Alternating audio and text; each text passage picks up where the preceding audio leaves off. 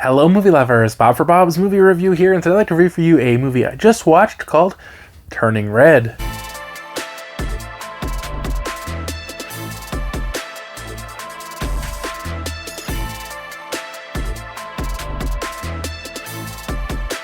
I was provided a digital copy to review this one from Disney. Now this is the new Disney Pixar movie, Turning Red, and I believe this is available now on Disney Plus and available on digital, and it's going to be releasing on physical media May 3rd, 2022. Now interestingly enough, this one did not release in theaters as far as I'm aware. Just went straight to Disney Plus. Now of course, Pixar movies, we're all excited for Pixar movies, and this one follows a young girl in Canada, I believe it was, and her family is of Asian descent, and they kind of give like these tours, or they run this kind of like a temple or something like that, and her mom is very controlling, and she's kind of like, you know, a really good student, and she does all these school activities, and her mom just really controls her life a lot, and she doesn't want to let her mom down, and she just wants to do what her mom wants her to do.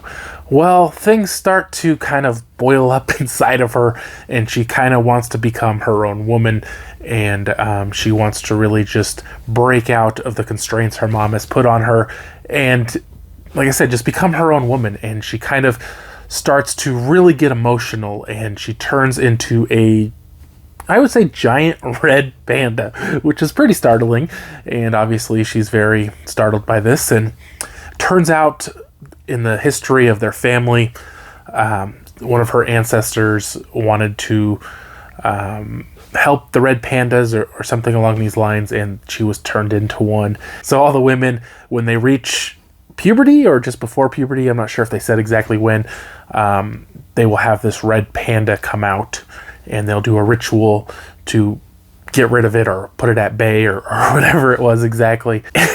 And she really wants to go to this concert, a boy band concert. Her and her friends want to go, and they got to raise like $800. And they come up with this idea that she will be the red panda and pay for like pictures and stuff like that. And so people will pay them money, and they're going to raise the money for this. And then after the concert, she's going to have the ritual where she will no longer turn into the panda. Now, when she is the panda, she kind of comes out of her shell and becomes, you know, this totally different person. Sometimes good, sometimes bad. It's a story about her kind of expressing her emotions and her desires and such.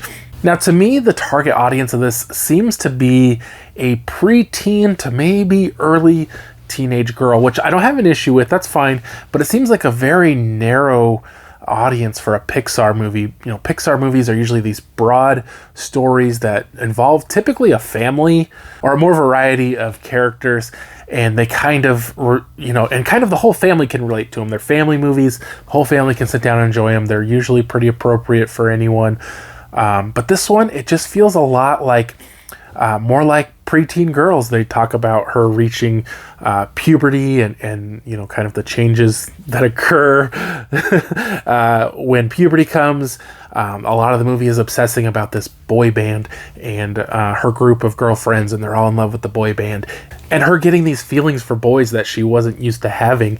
And it just feels like the people who are going to get something out of this are teenage girls, or like I say, pre-teenage girls who are going through these changes, and they're going to really relate to it. Obviously, boys are never going to relate to exactly what's going on. I mean, we do go through our own changes, but we're not really going to relate to what's going on in her life.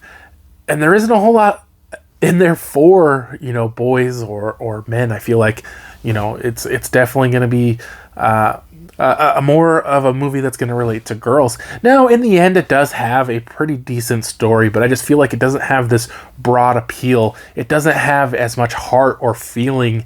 You know, there's always like those moments in Pixar movies where you get real sad, and there's those moments where you get real happy, and I just felt like there wasn't a lot of good emotional reaction for myself, and I feel like I have good emotional reaction to movies.